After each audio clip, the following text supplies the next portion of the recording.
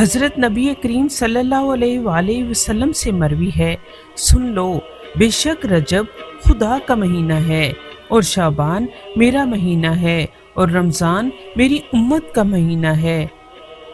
آپ صلی اللہ علیہ وآلہ وسلم نے فرمایا کہ جنت میں ایک نہر ہے جس کا نام رجب ہے۔ اس کا پانی دودھ سے زیادہ سفید، برف سے زیادہ ٹھنڈا اور شہد سے زیادہ شیریں ہے۔ جو شخص رجب میں ایک روزہ بھی رکھ لے گا، خدا تعالیٰ اسے اس نہر کا پانی پلائے گا۔